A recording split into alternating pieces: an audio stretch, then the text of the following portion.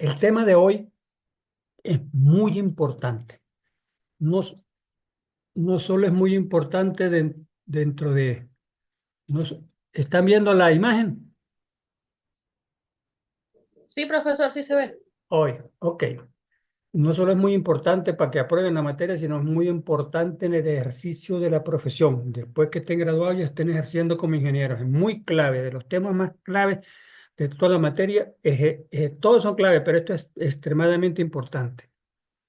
Y les voy a hablar de la geología estructural y geología histórica, sobre todo de la estructural.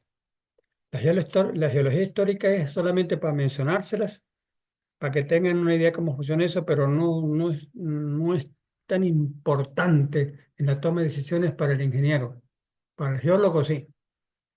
La geología histórica, que es la última que está abajo, la geología histórica es la rama de la geología que estudia las transformaciones que ha experimentado la Tierra desde su formación hace 4.570 millones de años hasta el presente. O sea que eso dice que la Biblia, que se queda en la biblioteca encerrada allá y que no tiene nada que abrir, porque la Biblia dice que el mundo se hizo en 8 días y la Tierra tiene alrededor de 4.500 millones de años. Bueno, ¿qué ha pasado desde hace 4.500 millones de años hasta el sol de hoy? Desde el punto de vista geológico, es lo que estudia la geología histórica. El estudio de la geología del planeta Tierra desde que se formó el planeta hasta hoy en día. Es como la historia del planeta, así como tenemos la historia de los seres humanos. ¿Ok? Ok, desde el Big Bang hasta hoy en día.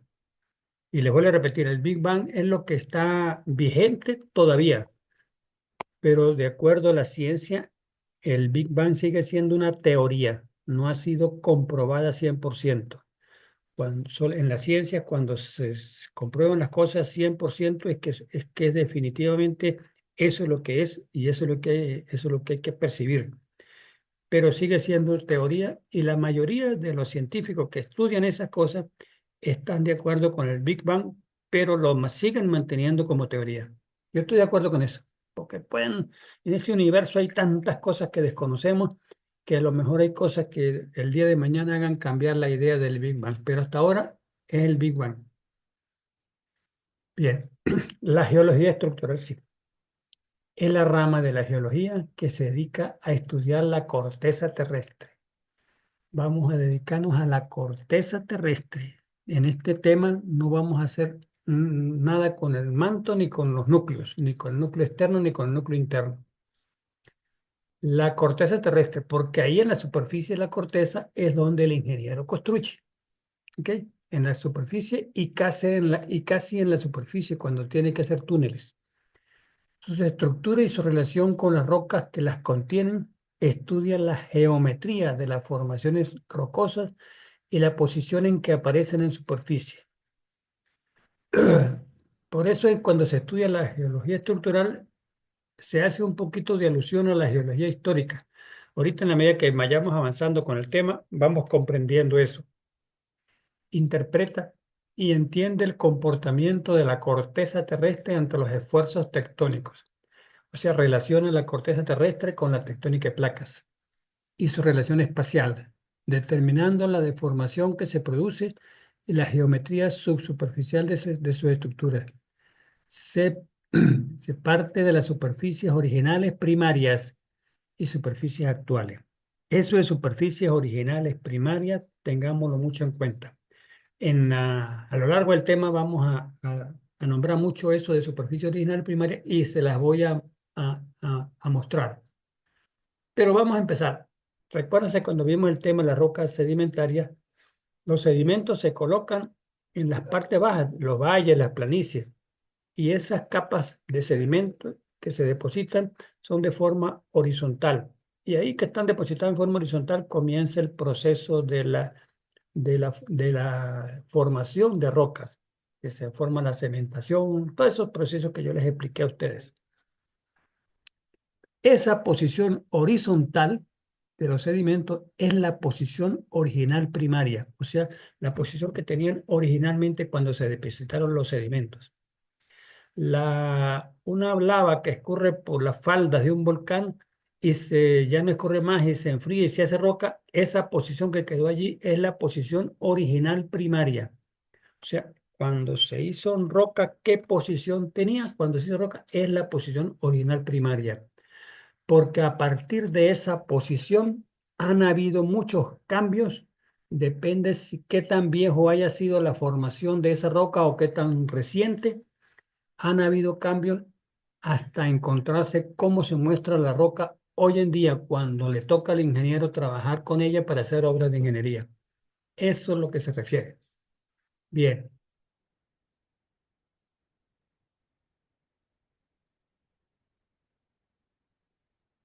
Esto es una superficie original primaria, ¿ves? Su posición horizontal. Su posición horizontal. Son estratos mucho más gruesos. Aquí había una línea de fractura y otra línea de fractura que aprovechó el agua y la erosionó y formando estos callejones. Originalmente pudo haber sido línea de fractura que por erosión formó estos callejones. Pero fíjense, en líneas generales este espesor está horizontal, posición original primaria. Y aquí también hay otra debajo, que es este espesor, unidad primaria. Y esto es material que se ha venido con el tiempo de acá y se ha depositado aquí encima. Son los que ya siempre les he dicho a ustedes que son depósitos de pie de vertiente. Materiales sueltos, sedimentos muy jóvenes, inconsolidados, quiere decir que no se han comenzado a consolidar. Profe, Dime, ¿esa foto en qué escala está? no O lo sea, sé, ¿qué tan grande es? no lo sé, pero pudiéramos decir, más o menos, imaginarnos que esta es la altura de un ser humano, aquí. Como imaginamos, tal vez un poquito más alto el ser humano, como por aquí, pero no pasa de eso, ¿ok? ¿Por qué? Porque por lo general los agregados rocosos, estos, los más gruesos, por lo general, a excepción de que esto que son muy pocos los materiales, bloques gruesos que se bajan. Siempre hay cosas que se bajan, pero son muy escasos. Hay mayoría de materiales pequeños y por lo general estos materiales pequeños son menos de medio metro, 30 centímetros, 40 centímetros por allí. Ya con eso nos damos una idea. Y si esto es que se ve que es fino, que se ve que es muy fino, para darles alguna idea, esto es el que es muy fino. No, no me pongo a caerles a mentira porque no se ve bien la imagen. Bien, y esta es la superficie resultante que ya no es la posición original primaria, sino como ya se hizo, la roca, cuando se hizo roca, la tectónica de placas empezó a moverse y lo que era horizontal lo puso vertical. Esta es la posición resultante de ahora, que es la donde el ingeniero va a trabajar y sabe qué atenerse. Ya vimos la diferencia en lo que es original, posición original primaria y la que resulta, esta es la original, horizontal, y en este caso esta resultó vertical, pero no siempre resulta vertical, resulta inclinadas en este sentido, inclinadas en este sentido, ¿ok? O verticales, o ya vamos a ver a continuación qué otras formas tiene, qué otras formas resulta producto de los esfuerzos de la tectónica de placas. Con eso se dan cuenta ustedes lo gigante que son las fuerzas que ejerce ese manto desde adentro para que se muevan las placas, que estas rocas que son durísimas posiblemente sean areniscas, este, de lo pesadas y fuertes que son, desde el manto las fuerzas son que las voltea para arriba, las pone verticales. Algo que jamás el ser humano podrá hacer, la naturaleza sí lo hace. Bueno, y entramos de lleno en estas cosas. Antes de explicarle rumbo y buzamiento, vemos los estratos. Están inclinados. Ahorita le da diferentes colores para indicar que son diferentes tipos de rocas. O sea que aquí hay interestratificación. ¿Ok?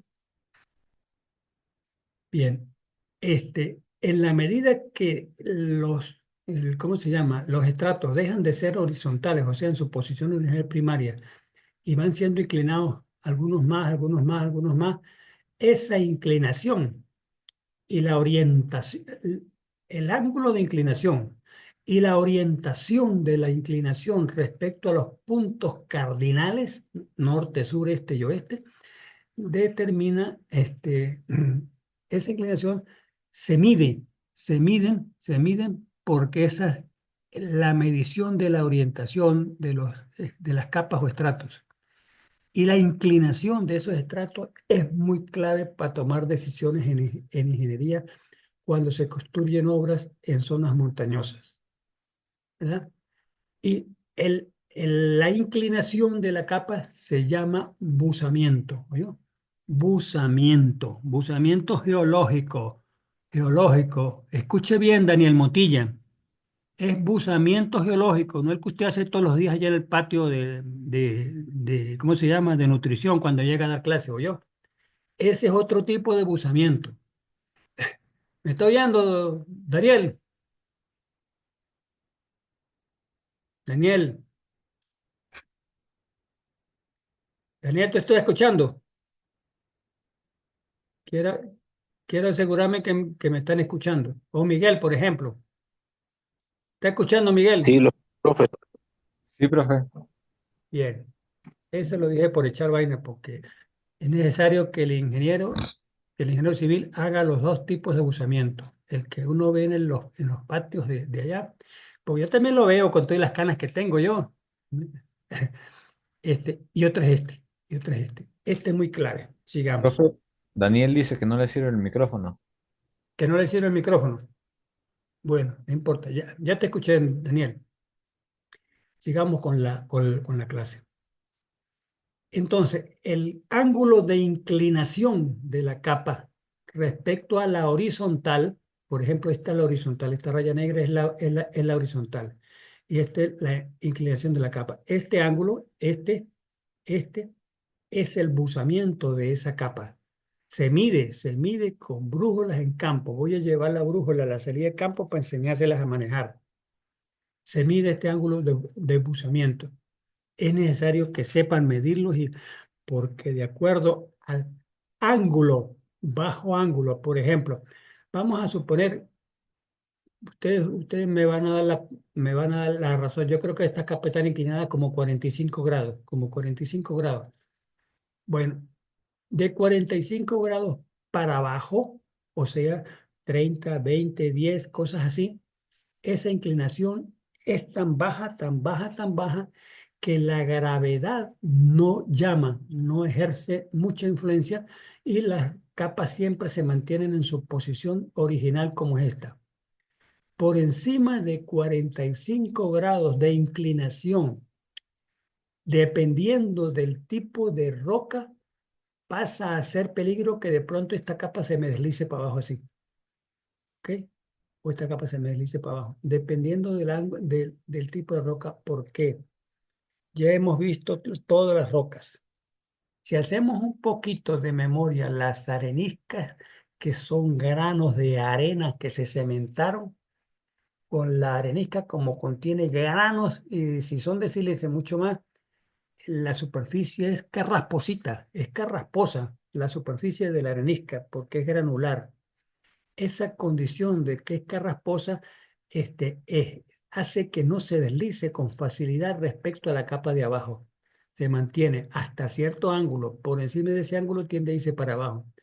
Pero si vamos a suponer que con este 45, esta capa de arenisca, estoy inventando también que es arenisca, se mantiene. Pero si esta capa no fuera de arenisca, sino de lutita, que es de origen arcilloso, resbala con facilidad así y se va. Por eso le dije, dependiendo del tipo de roca. Y le estoy hablando de rocas sedimentarias porque recordemos que las que forman estratos son las rocas sedimentarias. ¿Ok? No puedo, si yo me pongo a decirle a usted que este estrato es de granito, estoy metiendo la pata como profe. Bueno, ese es el buzamiento, la inclinación de la capa. La orientación respecto al norte-sur, ya les voy a explicar, ahí tengo gráficos más adelante de esas capas, y la orientación se mide en este sentido, en este sentido. Vamos a suponer que donde tengo la punta de la flecha aquí es el norte y aquí es el sur, el este y el oeste. Entonces, la capa esta está orientada hacia el norte-sur, tiene una orientación norte-sur, para que entendamos bien qué significa el rumbo de las capas, el rumbo de las capas. El rumbo es la orientación de la capa y siempre se toma en este sentido. Esta capa está orientada, ¿qué orientación tiene respecto al norte-sur astronómico? ¿Ok? El norte-sur que medimos aquí en el planeta Tierra. ¿Ok? Ese es el rumbo de la capa, el buzamiento de la inclinación. Ese rumbo, si nosotros tenemos en una ladera de una montaña y que el rumbo de las capas, que es este, concentrémonos en eso, esté perpendicular. Póngale que esta es la ladera de una montaña y yo voy a cortar aquí para hacer una carretera, aquí. Si ese rumbo es perpendicular a la carretera, depende del tipo de roca, va a ser problemático para la estabilidad de la carretera o no. Por eso que les di primero los tipos de rocas. ¿Por qué? Porque si tenemos acá por ejemplo, capas gruesas de arenisca silicia y es perpendicular, en los planos de estratificación la tendencia es entrar agua y tratar de meteorizar por allí, pero como es arenisca silicia resiste sumamente duro y no permite que se meteorice a través del agua que se puede infiltrar por esos planos de estratificación. Pero si, por ejemplo, el rumbo es así, pero los planos son de lutita, de lutita, fácil que penetre el agua, la meteoriza con rapidez y va a dar problemas. ¿Ok? Vamos a dar casos bastante pormenorizados más adelante. Por favor, me interrumpen porque yo necesito estar seguro que esto me lo entiendan, porque esto, ya les vuelvo a repetir, no se trata solamente si me pasan o no próximo parcial, si les hago preguntas sobre esto, que se las voy a hacer. Y tengo la obligación de hacérselas. ¿Por qué? ¿Por malintencionado? No, es que como ustedes tienen que tomar en cuenta esto cuando sean ingenieros, yo tengo que asegurarme que ustedes van a ir bien preparados en eso, porque hasta presos pueden ir si meten la pata haciendo unos cortes que se les caiga y se pierden los reales de inversión y ustedes que tienen que pagar por eso. Asegurarme de que tomaron buenas. Esta es la brújula, la voy a poner un poquito más cerca. Esta es la famosa brújula geológica que voy a llevar a campo. Y allá les voy a enseñar a manejarla. No se preocupen. Yo tengo una. Bien. Esto,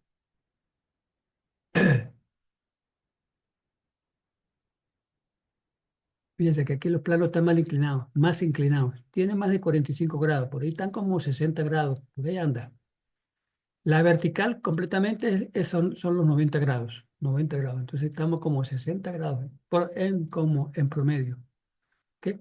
Y este, este ángulo de aquí, entre la horizontal, que es la raya que estoy trazando aquí imaginariamente, y esta es el buzamiento.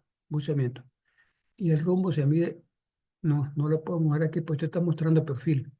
¿Ok? Y esta es la forma como se pone la brújula. La brújula esta tiene los lados planos. Mire, se dan cuenta que tiene los lados planos, no es totalmente redondeada, internamente redondeada, pero externamente la parte negra, que es lo que lo recubre, acá está plano y acá está plano. Esa forma planar es precisamente para que permita ubicarse planarmente en la superficie del estrato o capa para tomar ese buceamiento. Y lo que de aquí, este ángulo internamente, es el ángulo de buceamiento. Él le va a dar lectura de eso. Aquí está, aquí está. ¿Cómo se mide? Esto pareciera caliza, ¿sabes? Pareciera caliza. Por el grisáceo blancuzco, pareciera caliza. Recuerden que las areniscas son de colores claros, porque si es silicia o calcárea que sea, son de colores claros, tiende a blanquecina, amarillo blanquecina. Pero esto así, es, mm, es, es calcáreo y no me acuerdo el tipo de roca, el tipo de minerales grisáceo que tiene. Yo sé qué minerales, pero en este momento no me viene a la memoria el nombre. Cuando me recuerde a lo largo de la clase yo se lo digo, pero esto es caliza. Y por eso es que tiene estos lados planos para que se coloque bien. Y lo que dé esta lectura con esta brújula es lo que le va a indicar. Fíjese que sirve para medir rumbo y buceamiento, porque aquí está marcando sur, este es el norte, y aquí está tapando el este y el oeste, y está aquí la tabla donde mide los ángulos. ¿Ok? Y esto que está aquí, esto es un espejo, esto es espejo, y esto es hueco, hueco. Porque, por ejemplo, aquí este señor que está aquí, que tiene su mano ahí, está tomando el rumbo y buceamiento porque pudo acceder él personalmente al sitio donde se toma rumbo y buceamiento. Él pudo caminar y llegar hasta allí. Pero hay sitios que no se puede acceder porque es demasiada pendiente, porque hay demasiada vegetación, que alguna complicación desde el punto de vista del medio físico hay para que uno no pueda acceder. Entonces, este hueco aquí, que les voy a enseñar en campo, permite tomar rumbo y buceamiento desde la distancia sin acceder, sin acceder. Y este bichito aquí para indicar cuando se toma, también para indicar que hay que poner la brújula horizontalmente. ¿Ok? Bien, aquí está. Esto es el rumbo, ¿ves? Esto es el rumbo. Como si estuviera atravesando transversalmente la capa. El rumbo, rumbo. Póngale que esto sea norte, este sea sur, o este sea el este y este sea el oeste. Entonces, se toman los ángulos que hay respecto a la norte-sur y da el rumbo de la capa. Esto es el rumbo. Siempre se mide desde el punto de vista transversal de la capa, no longitudinal. Cero. Aquí no. Aquí esta de inclinación es para el buceamiento. El rumbo es así, de manera atravesada, transversal. ¿Ok? Y aquí están los dos. Aquí están los dos. Fíjense. La capa, este es dirección de la inclinación, rumbo, Mateo, dirección. Yo no sé qué es Mateo. Mateo, usamiento, no. Primera vez que yo veo eso. Mateo. No he visto ningún libro que diga Mateo. Bueno, el rumbo, fíjese que se forma, se mide, se percibe y se mide desde el punto de vista transversal de la capa. Y el buzamiento, este ángulo de inclinación. ¿Ok? Los dos son sumamente claves. A veces, cuando usted tiene que tomar decisiones para ordenarle al operador de la máquina, trabaje de esta manera y le ordena y le dice cómo va a trabajar, este, a veces toma decisión solamente con el rumbo, a veces solamente con el buzamiento, a veces tiene que tomar en cuenta los dos, teniendo en cuenta qué tipo de rocas son. Bueno, ¿qué es plegamiento? Por eso le dije que de la posición original primaria horizontal puede ser inclinada, de baja inclinación, de bajo buzamiento, de buzamiento más alto, de buzamiento vertical, de buzamiento invertido, de buzamiento invertido. Todas esas fuerzas dan las tectónicas de placas, pero a veces no les da diferentes grados de inclinación, sino que así como me lo van a escuchar, las dobla, quedan dobladas, quedan dobladas. Eso que en el lenguaje llano hablamos doblaje, en geología se llama plegamiento, se llama plegar. Plegarse la roca es doblarse la roca. Plegamiento.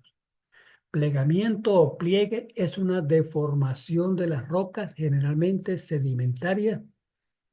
No ocurre exclusivamente con la sedimentaria, es mayoritariamente con la sedimentaria, pero acuérdense que existen rocas metamórficas de origen sedimentario, como por ejemplo la filita que proviene de la pizarra y a su vez de la lutita que es sedimentaria, o como por ejemplo la cuarcita de bajo grado que proviene de la arenisca.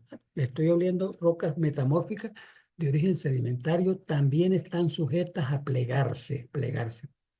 Generalmente sedimentaria en la que elementos de carácter horizontal, o sea, la posición horizontal primaria, como los estratos o planos de esquistosidad, ya hemos hablado de ello, que son los famosos planos de foliación de la filita, que son típicos de rocas metamórficas, cuando ya se hace roca esquisto, que es mayor grado de metamorfismo, ya los planos de foliación dan lugar a planos de esquistosidad. Dejan de llamarse esquistosos, el plano de foliación se llaman planos de esquistosidad. En el caso de las rocas metamórficas, quedan curvados, o sea, las capas quedan curvadas, formando ondulaciones alargadas y de direcciones más o menos paralelas entre sí. Ya vamos a ver bastantes fotos de eso. Quedan plegadas o dobladas. Los pliegues, puedo hacer una pregunta. Vamos a ver. Danae Euskatigi. Danae Euskatigi.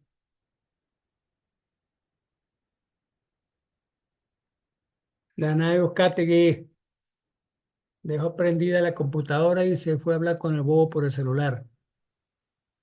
Danae. Epa, Danae.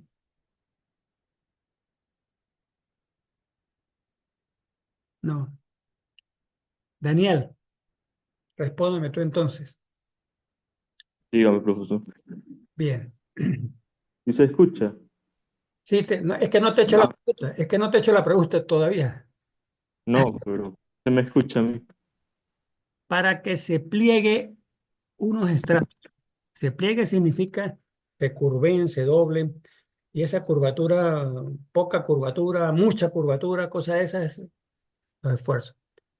¿Cuál movimientos de la corteza terrestre referidos a eh, los tipos de relaciones de placas tectónicas? Convergencia, divergencia, transcurrencia. Transcurrencia es lateral y convergencia es la que se encuentran y divergencia es la que se separan. Bueno, ¿cuál de esos tres tipos es más apto para que las rocas se plieguen? Eh, la divergencia, ¿no era? ¿Por qué? No Eh, hay que estar obligado que sepas, simplemente lo que quiero es que analices. sí, yo me acuerdo que en la convergencia eran movimientos, Ese se- este, hasta se me olvidó ya. no importa, no importa, no Ya importa. va. Yo no tengo por qué estarte regañando, porque yo fui bachi también y me pasaba lo mismo. Este, ¿Quién lo ayuda, Miguel?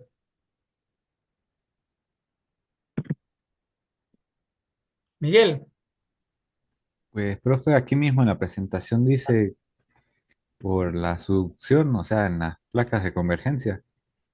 yo pienso que convergencia, porque ambos están ejerciendo fuerza en sentido contrario. Ambos ejercen fuerza en sentido contrario. Ah, Y hace tan fuerte que terminan dobladas de tanta fuerza que se comprime, pues, como si fuera un acordeón. Se comprime, se van doblando. ¿Ok? La zona de convergencia de placas es la que más se presta para que las rocas se plieguen. ¿Ok? Bien. Los- ya va a terminar esta clase. Cuando termine, no importa. Grabamos y continuamos con otra sesión. Los pliegues se originan por esfuerzos de compresión sobre las rocas. La compresión que yo les dije que se le va a ir comprimiendo como un acordeón cuando uno los comprime sobre las rocas que no llegan a romperlas. La roca, para una cosa es los pliegues y otra cosa es rompimiento, porque hay rocas que son, por ejemplo, voy a hacer otra pregunta. Una de las damas que está ahí presente, ¿cuál es? Cualquiera que sea. No, Danae no está, Danae está hablando con el bobo. Dejó esa vaina prendida y se fue a hablar con Sí. A Danae no le sirve el micrófono, por eso no le puedo responder. Laurita. Ah, bueno, entonces está excusada, Danae. Menos mal que me lo dijeron, pues si no te le hubiera seguido echando vaina. Laurita, contesta. Dígame, profesor. ¿Qué roca es más fácil de ser plegada? Plegada. Plegada, pues tenía que estar escuchando pues ya les dije qué significa plegamiento, qué significa plegar. Claro, profe, sí, sí, estoy escuchando. ¿Cuál roca es más fácil de ser plegada? ¿La lutita o la arenisca? Vaina. ¿Ah? Yo diría que la lutita. ¿Por qué? Que explique. Es que la arenisca No, es producto de... mire, si no me contesta, yo encontré cómo bajar ese 17, yo. Ay, profe, no sea rata. No me hagas caso, que echando vaina. Ese 17 es sagrado para ti. Pues, profe, yo diría que la lutita, porque la arenisca es Pero ¿por qué? arenosa, como su propio nombre lo indica. Pero Entonces, más que plegarse, la arenisca se va a descomponer, a metamorfizar. Diría yo, no sé. la arenisca, si sigue así, puede dar lugar a no metamorfizar, sino fracturar. Porque acuérdate que la arenisca es granular, compuesta de granos. Y entre grano y grano hay el material que lo cementó, ¿verdad? Pero por ese tipo de material se presta para que sea fracturada de tanto doblez, tanto que se dobla. Mientras que la lutita, fíjate que ya, esa es la explicación que les pido siempre en las preguntas que le hago en el examen. Mientras que la lutita, por ser de origen arcilloso, la arcilla se puede darle forma como uno quiera. Por eso es que uno se hace vasijas de barro y vasijas, las miles de cosas, figuras hace uno con la arcilla, porque se puede doblar con mucha facilidad. ¿Ok? Porque la estructura de la arcilla es laminar y tiende a deformarse con facilidad. La arenisca tiende a fracturarse, produce fracturas, que también son tema de este tema de clase.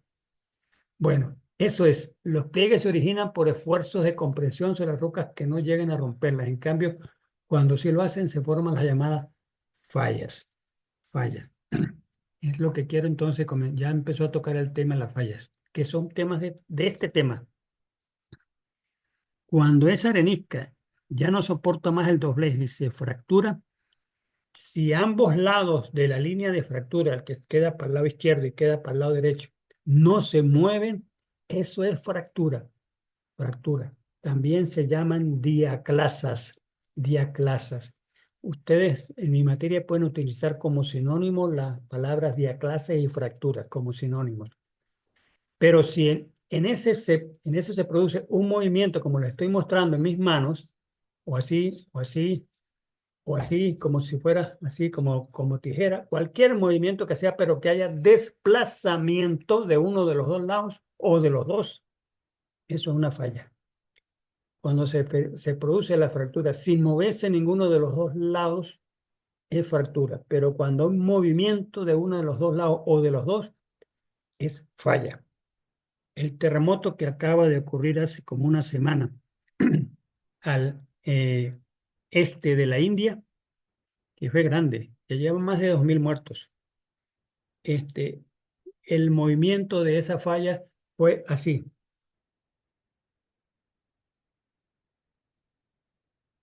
Así, pero no vertical, pero mejor dicho, va a ponérselo horizontal, fue así, así. Esta mano es la India y esta es al oeste, y aquí está la línea de fractura. Como se mueve, esta línea falla geológica. Esa falla se movió y el movimiento fue este. Ese mismo movimiento tiene la famosa falla de San Andrés en California, Estados Unidos, que la tendencia con ese tipo de movimiento es que en unos miles de años más. Sí. Bien, gracias, gracias, gracias. Continuamos entonces. Entonces, y así dice que cuando se rompen y se mueven los lados, son fallas geológicas. Esas son las famosas fallas geológicas. Tienen todos los movimientos que ya les mostré, verticales, horizontales, cruzados, como quieran ponerlo. De eso de acuerdo a la orientación de los esfuerzos que hacen las placas. Por lo general se ubican en los bordes de las placas tectónicas y obedecen a dos tipos de fuerzas: laterales originadas por las propias interacciones de las placas, convergencia, y verticales como resultado de levantamiento. O sea, en todas las cadenas montañosas del mundo, en este caso también las venezolanas, que es los Andes venezolanos, hay muchas fallas verticales, producto de levantamiento, como escalonado. Por ejemplo, le pongo las manos mías otra vez, de pronto está así y se escalona. Y esta de este lado, a su vez, se escalona para acá para arriba. Forman como si fueran escalones. Cada contacto entre escalón y escalón es una falla geológica que permitió que a lo largo de ese plano de falla, uno de los escalones se fuera para arriba. de levantamiento debido al fenómeno de subducción a lo largo de una zona de subducción más o menos amplia y alargada, en la que se levantan la correa, relieves y plegamientos. Anoche estaba haciendo por cuenta mía, que quiero hacer un trabajo de investigación sobre eso, aprovechando de que se ha hablado mucho del glacial Humboldt, de aquí el Pico Bolívar, la Sierra Nevada, que se terminó de desaparecer la nieve y todo eso, ya no hay nieve. Como no hay nieve, las rocas que están debajo de la nieve, estaban debajo de esa nieve, quedaron al descubierto. Y como esas rocas quedaron al descubierto, ayer me metí a una imagen de satélite para ver esos sitios y se notan hay fallas escalonadas verticales y hay fallas horizontales también. Dice, cónchale, esa zona como por primera vez uno está viendo esas rocas en la superficie porque antes estaban sepultadas por la nieve. Es bueno hacerle un estudio a esa zona. Y me propongo hacer un estudio y anoche vi que porque fallitas pequeñas, porque las fallas geológicas pueden ser hasta de solamente 1 metro de longitud, como puede ser de 200 kilómetros. Por ejemplo, esa del que se movió al este de la India, dicen que tiene 200 kilómetros de longitud. Y pueden ser fallitas de 1 metro, 40 centímetros, 50 centímetros, fallitas locales. Esa fallita pequeña es porque los esfuerzos no han sido tan fuertes, no han sido tan fuertes. Pero, por ejemplo, la falla de Boconó, que atraviesa toda Venezuela, como les mostré cuando les di eso, es producto de tectónicas de placas, producto donde ejercen las tectónicas de placas. Y el contacto entre la placa del Caribe y Sudamericana en el pasado geológico no fue lateral como está ocurriendo hoy en día, que es lateral. La placa del Caribe se está moviendo lateralmente respecto a la Sudamericana, porque en el pasado fue convergente, o sea, había zona de subducción. Y entonces hubo la placa que se metía por debajo y la otra placa en la que formó lugar, las arrugas, dio lugar a los Andes venezolanos. ¿Ok? Bien, la falla geológica es una discontinuidad que se forma por fracturas de las rocas superficiales en la Tierra hasta 200 kilómetros de profundidad. ¿Por qué 200 kilómetros de profundidad? Porque ya ahí está, las rocas ya no son sólidas y frías, sino ya son muy calientes, entonces ya comienzan a comportarse plásticamente y en lugar de fracturarse para que forme falla, se doblan. O sea, los dobleces más grandes de las rocas o pliegues se han originado en las grandes profundidades. Y a esta profundidad ya la roca deja de ser roca, pasa a ser una especie de magma muy grueso, muy viscoso, pero todavía no es roca. Bien, de aquí para arriba ya tiene comportamiento de roca, cuando las fuerzas tectónicas superan la resistencia de las rocas. Las zonas de ruptura tienen una superficie generalmente bien definida, denominada plano de falla. Vamos a hablar de eso y mostramos imágenes de eso. Y su formación va acompañada de un deslizamiento de las rocas tangencial a ese plano. Ya vamos a hablar. Hay imágenes de eso. Lo que les quería decir, creo que se lo expliqué cuando les di la tectónica de placas, que las fallas geológicas más peligrosas del planeta son las de contacto de placas, las de contacto de placas. En este caso, en Venezuela tenemos la falla de Boconó, que es contacto de placas. Después hay una serie de fallas que pasan a ser fallas secundarias. O sea, la falla, por decir algo, la falla del Mucujún, el río Mucujún, el valle nuestro, en el sector del valle aquí en Mérida, ese valle se formó por una falla geológica en el pasado. Después los glaciares y los ríos fueron depositando sedimentos y formó lo que es hoy en día el valle, donde está todo el mundo instalado allí. Pero originalmente esa fractura la originó una falla secundaria, que es la falla del Mucujún. Y esa falla muere o termina en la falla de Boconó, Boconó. Esas fallas, por lo general, para decir, las fallas, contacto de placas, originan los terremotos más fuertes, por encima de 6, 7, 8, 9 escala de Richter. Son fuertísimas, fuertísimas. las fallas secundarias, como la del Mucujún, originan sismos 4, 5, 6, por ahí, entre 4, 5 y 6, en escala de Richter. Y después vienen fallas terciarias, terciarias. Hagan un poquito de memoria el sector de la Hechicera. Pégale un poquito la imaginación. Por donde sube el autobús de la buseta, por donde sube la buseta hacia la facultad que los deja allá, esa última recta antes de cruzar hacia que los dejen en la facultad, que el último pedacito es recto de la buseta, ese tramo rectilíneo subiendo es un plano de falla, es un plano de falla y es un plano de falla terciario, terciario. Eso fue lo que originó que se levantara el cerro ese que se ve al fondo con respecto al plano donde está construida la facultad. Este, es una falla terciaria. Esas fallas terciarias originan sismos de 1, 2, 3, más o por ahí andan. O sea, la importancia de la falla da lugar a sismos de mayor, medio o poco grado de magnitud, para darles esa idea. De manera que cuando usted diga, cuando usted vea por la prensa ocurrió tal, por ejemplo, ayer, antier ocurrió otro terremoto en Papúa, este, y dice 7.1, eso es bien lejos de aquí, eso es Pacífico. Y, y dijeron 7.1, y uno dice, eso tuvo que haber sido un contacto de falla, un contacto de placas, perdón, un contacto de placas tuvo que haber sido para que dé esa magnitud. ¿Ok? Bien, sigamos. Fracturas y diaclasas. El geólogo tiende a pensar que las fracturas son las más grandes y las diaclasas las más pequeñitas. Ambas son lo mismo, simplemente una es de mayor magnitud y otra es de menor magnitud.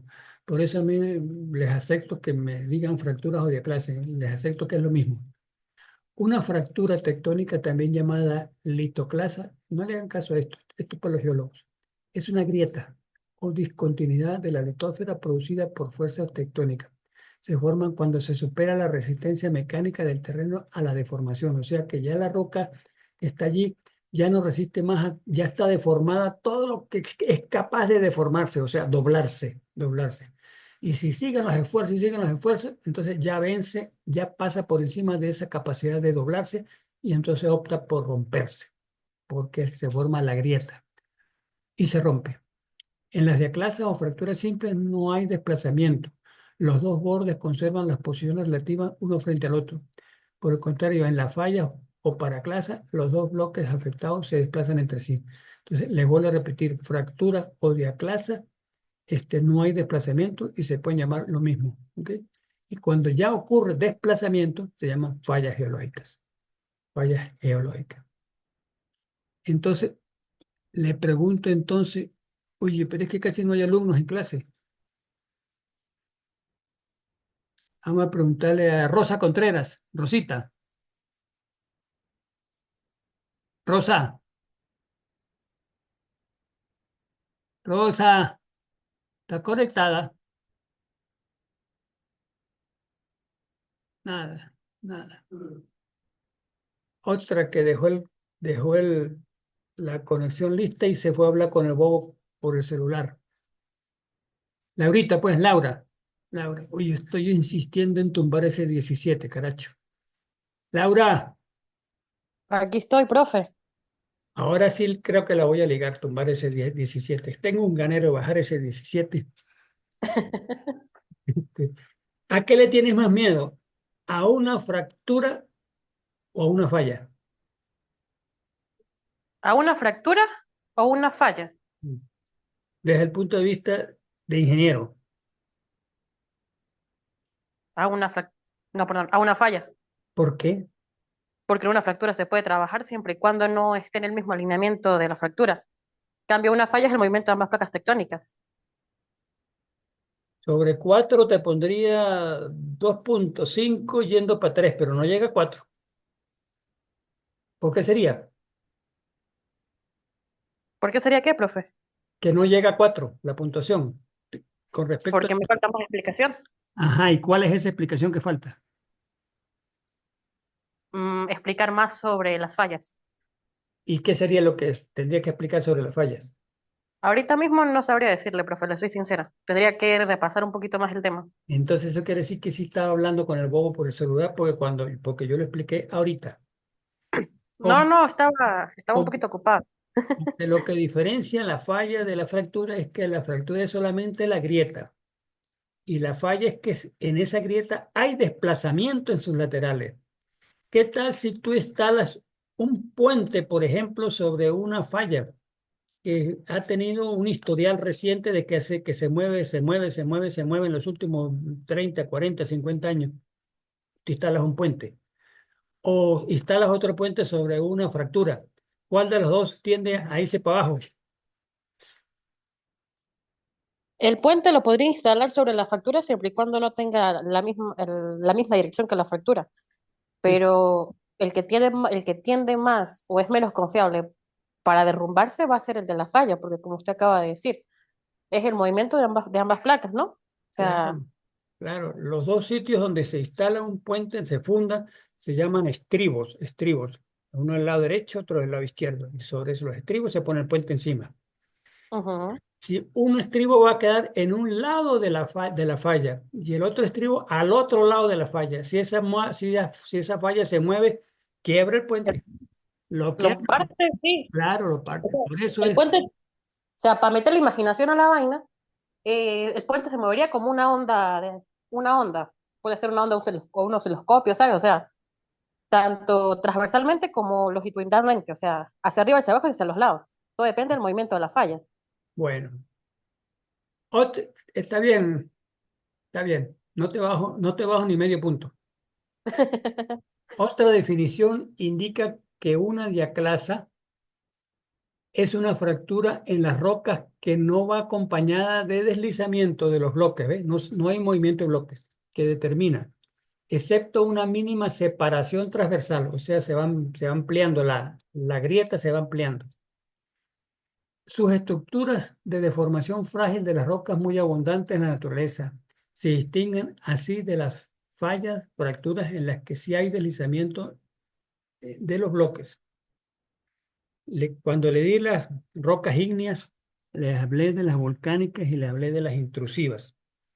Cuando les hablé de las intrusivas, les mencioné el granito. Y dentro de los intrusivas, que son ácidas, intermedias, básicas y ultrabásicas, el granito es ácida, tiene mucha sílice. Y dentro del granito se formó dentro de la corteza, lo que quiere decir que es intrusiva. Pero después la tectónica de placas la llevó para arriba, abriéndose paso entre toda esa pila de rocas que tenía encima, se fue abriendo paso. En ese abrirse paso se polifracturó. Esas son las fracturas o diaclasas que se mencionan acá. Quedaron polifracturado el granito. Por lo general, el granito en la superficie terrestre siempre tiene muchas fracturas. Muchas direcciones indican mucha orientación de los esfuerzos en la tectónica de placas. Fracturas siempre paralelas en una sola dirección indica que siempre hubo esfuerzos en un solo sentido, en un solo sentido. No hubo variación o sea, que el manto, las corrientes de convección del manto siempre estuvieron ordenadas en una sola dirección y no fue una loquera que era en todas las direcciones, que se han dado muchos casos de loqueras. Y en estos días, estaba por comentarles, en estos días le he estado haciendo seguimiento a los terremotos y a las actividades volcánicas. Hay una serie de volcanes en el mundo entero ahorita que se han puesto inesperadamente en actividad. Volcanes ya existentes y estos terremotos que están ocurriendo en diferentes partes, ¿no será que las corrientes de convección dentro del manto se están poniendo locas? Algo está pasando dentro de la Tierra que está reactivando esas cosas que estaban hasta cierto punto inactivas. Bueno, este, otra indica la definición de día clase, ya le dije que es la fractura que no tiene movimiento. Esto, esto. Fracturas. Esta línea, le pregunto, ¿a quién le puedo preguntar? No quedan sino tres. ¿No hay nadie más en clase? Bueno, allá los que no vinieron.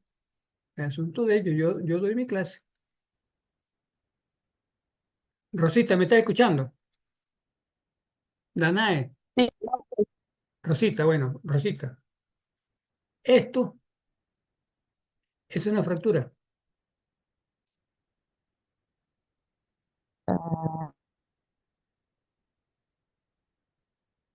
mm, vamos a ver. No, no te escucho. Dilo. No, yo no bajo puntos porque conteste mal. Así que piensa y contesta. Creo que sí. Sí, estás equivocada. Ok. No, no importa, no importa. ¿Por qué contestaste mal? Porque no pensaste y analizaste de acuerdo a las cosas que yo le he hablado.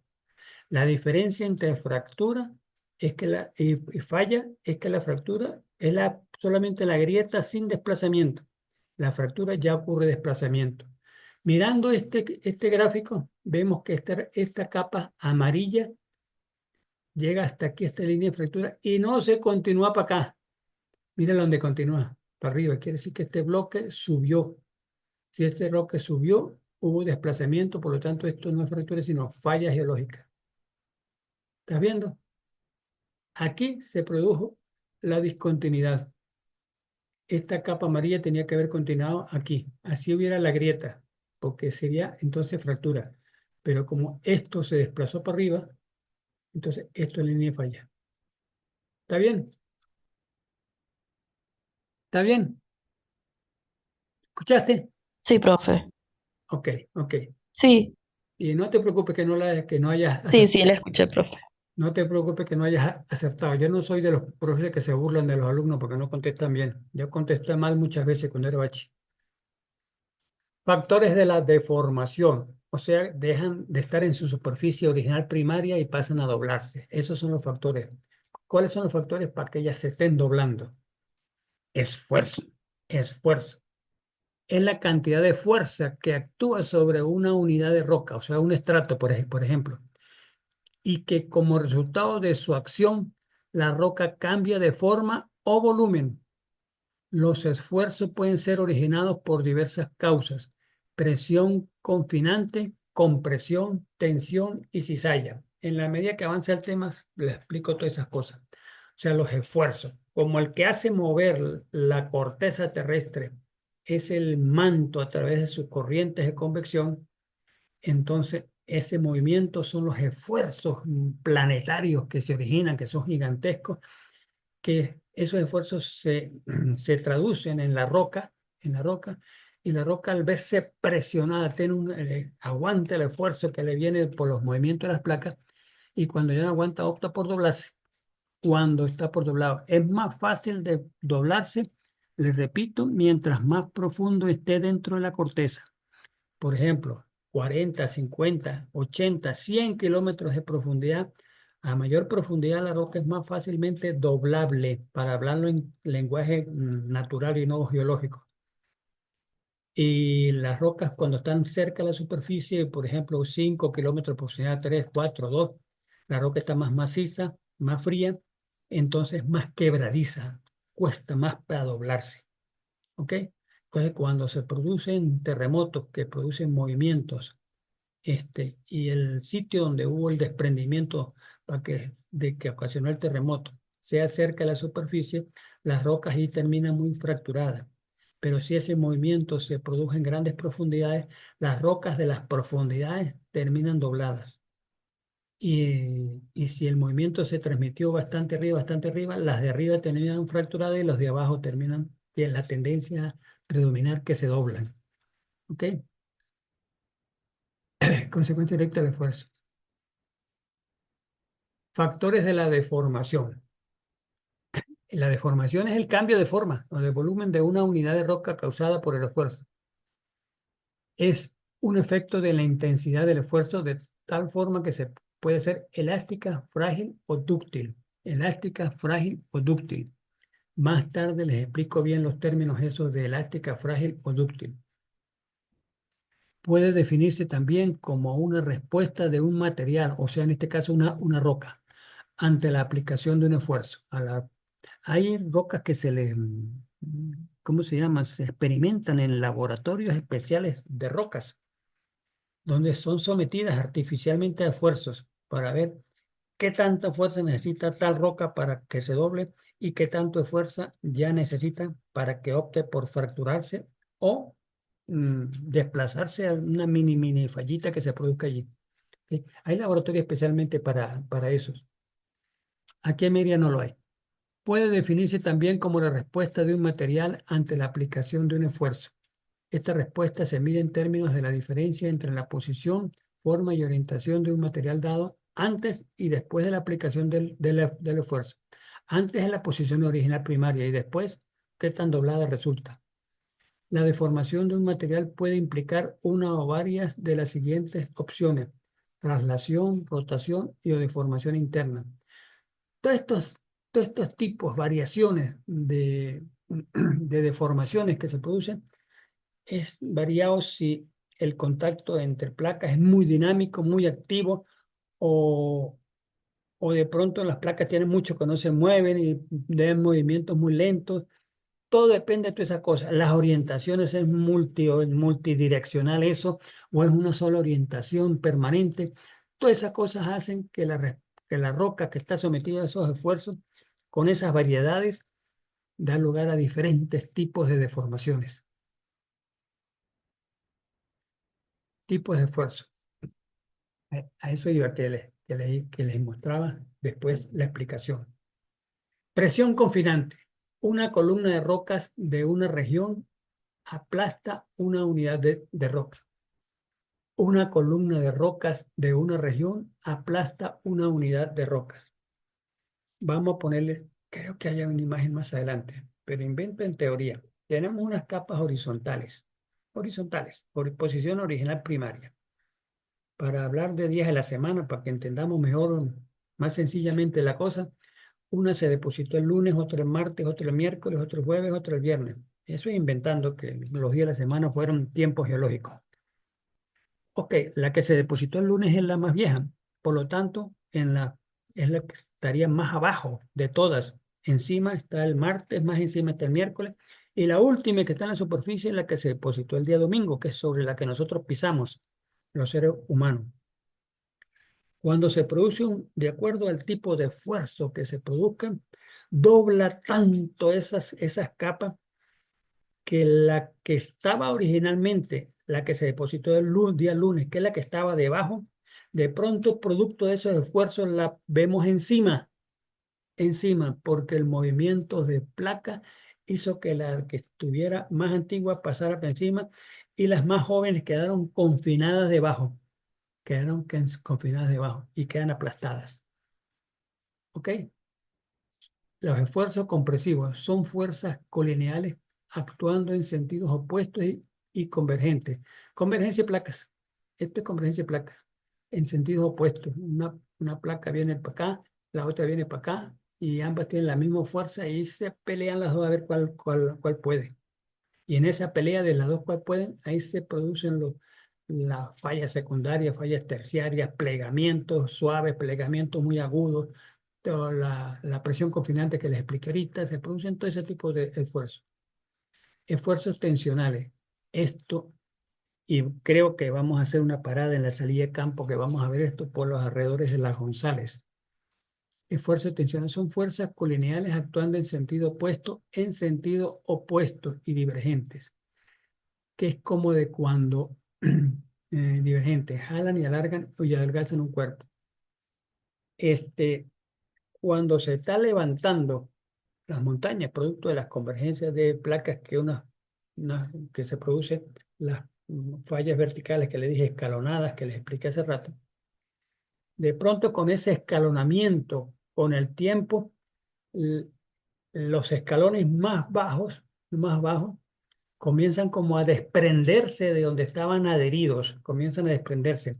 Y cuando se desprende ese escalón de más abajo, el de más arribita queda al vacío y tiende a desprenderse también. En la medida que van desprendiéndose, eso se van produciendo grietas tensionales o grietas de desprendimiento. Eso es lo que quiere decir con los esfuerzos tensionales.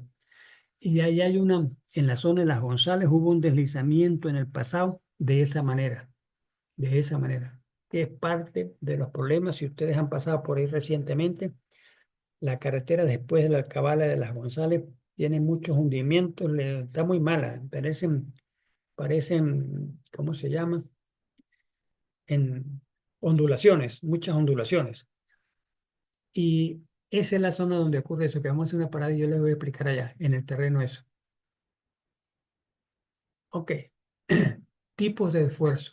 Esta es la compresión. Propio de convergencia de placas, miren.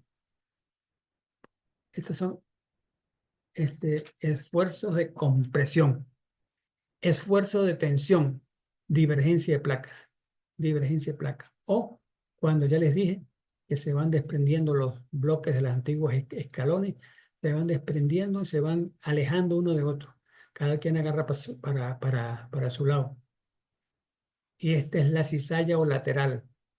Se dice cizalla porque por lo general entre estos que van acá de pronto se produce una fractura y es tanto la fuerza que sigue esta o ambos al mismo tiempo que termina habiendo un desplazamiento y deja de ser fractura y pasa a ser falla. ¿Ok? Cizalla quiere decir rompimiento, es sinónimo de rompimiento a lo largo de líneas. De línea. Es o sea que las fallas convergentes, divergentes y laterales. Y laterales. La falla de San Andrés en California, los últimos movimientos de nosotros en la placa de Boconó, hubo un terremoto de hace como 20 y pico de años, creo que fue en el estado Sucre, cerca de Cariaco, por allá, y tumbó un liceo y hubo muertos. Ese movimiento fue lateral así, lateral. Pero el mismo contacto de placas hacia occidente del país o en el estado Falcón en el pasado fue convergente, por eso originó la cordillera andina. ¿Okay? Son los tipos de los esfuerzos. Ahora, estructuras resultantes de los esfuerzos. De este esfuerzo de compresión se originan estas formas, los ondulamientos. Y esto, señores, es lo que se llama un pliegue. Un pliegue. Esto es otro pliegue. Un pliegue hacia arriba, un pliegue hacia abajo. ¿Okay? Así se originan las rocas producto de la compresión. Claro, a medida que aprieta, esto es como si fuera un acordeón, se están como encogiendo así, onduladamente. ¿Sí? Los esfuerzos de tensión, que es donde divergen las placas. Acuérdense, cuando leí las placas, les di la dorsal intraoceánica pacífica, la dorsal intraoceánica atlántica, sitios de divergencia de placa. En esos sitios que por aquí vienen los halos de energía del interior de la Tierra y origina que esto se desplace para allá, esto se desplace para allá. En este sitio la corteza es muy cortica, pero de pronto aquí agarra sus volúmenes originales, se van separando. ¿Sí? Está diciéndome que se va a acabar la clase dentro de 10 minutos. Cuando se acabe la clase, terminamos la clase por hoy. Y este producto de esto, de este tipo de esfuerzo, que es de separación quiere decir que se está alejando de esto, se están alejando. Y la cizalla o movimientos laterales produce esto, que se van deformando de esta manera, porque este está empujando para acá, entonces está tratando de desplazar este bloque para acá y aquel está desplazando aquel bloque para acá, hasta que llega un momento, como lo dije hace rato, que no aguanta más aquí y se produce un rompimiento aquí y se produce una falla. Y este bloque sigue desplazándose para allá y este sigue desplazándose para acá. ¿Okay? Esas son las formas que resultan producto de estos esfuerzos. Producto de estos esfuerzos. La elasticidad. Están llegando los términos que les dije hace rato que más tarde se los explicaba. Es la capacidad de un material, en este caso roca, de experimentar esfuerzos, de formarse y luego recuperar su forma original después de cesar el esfuerzo.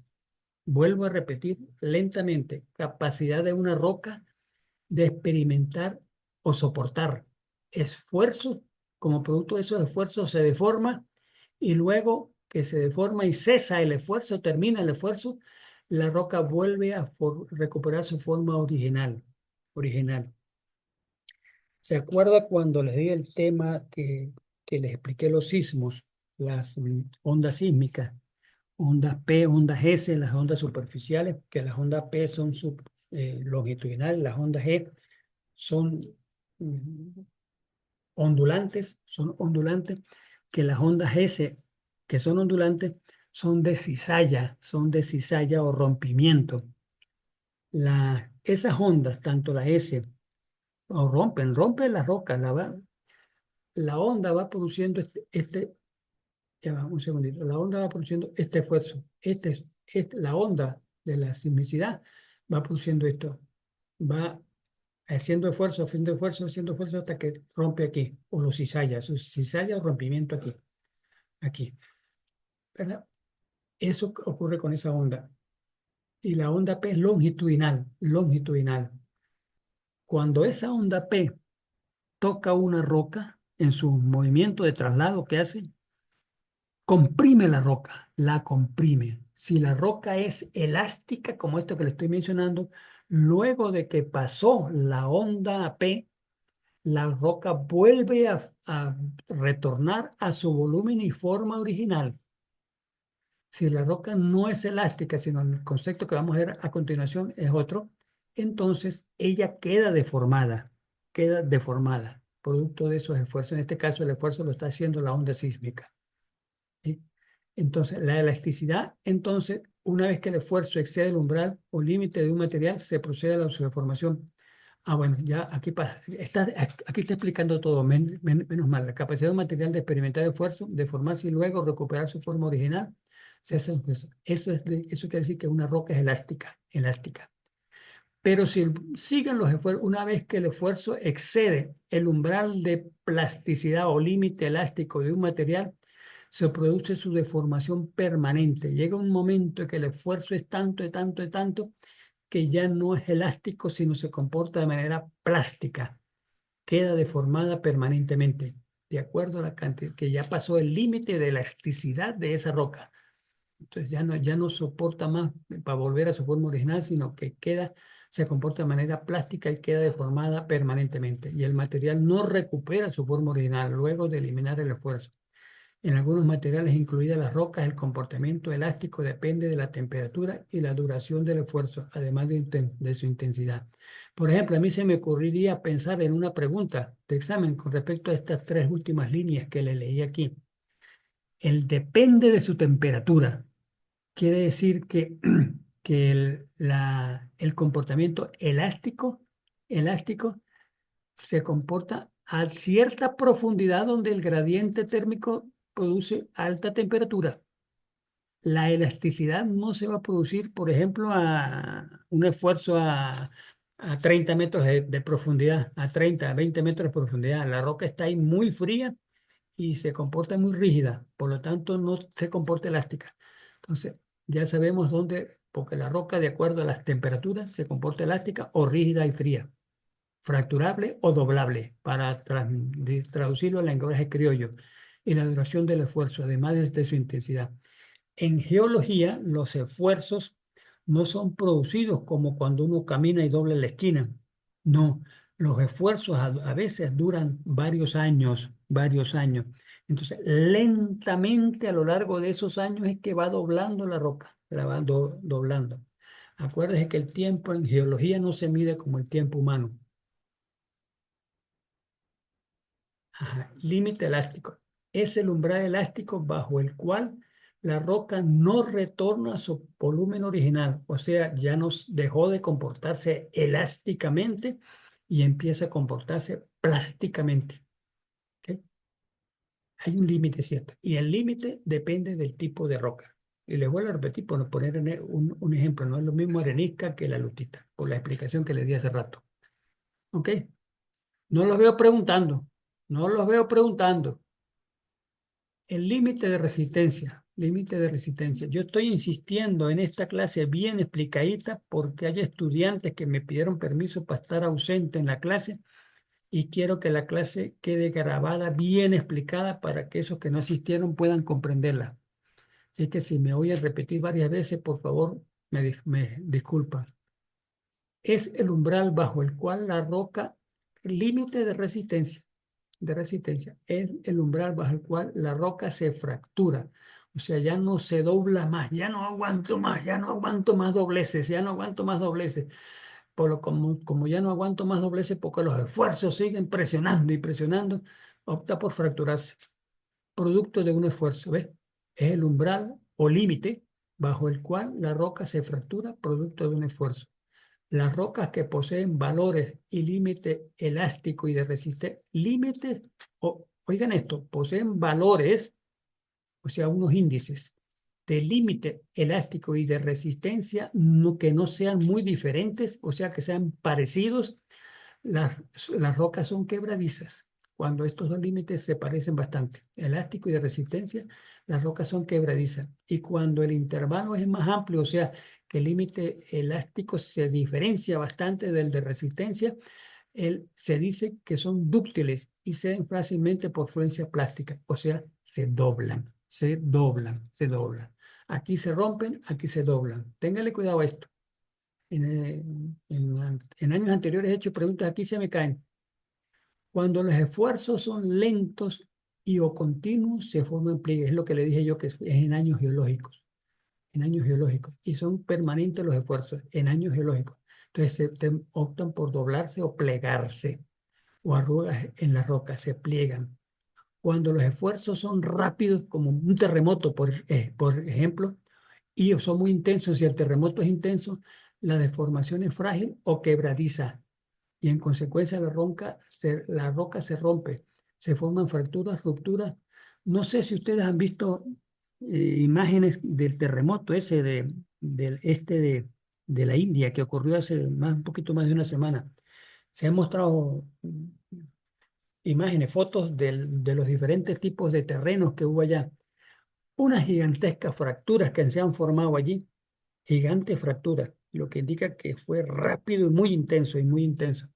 Y la roca optó por fracturarse. Y en algunos se movió, en algunos sitios pasaron, por ejemplo, se originaron, para mí, que no he visto los resultados de los estudios que están haciendo los geólogos allá, que se han originado nuevas fallas producto de ese movimiento. Se originaron nuevas fallas que no existían.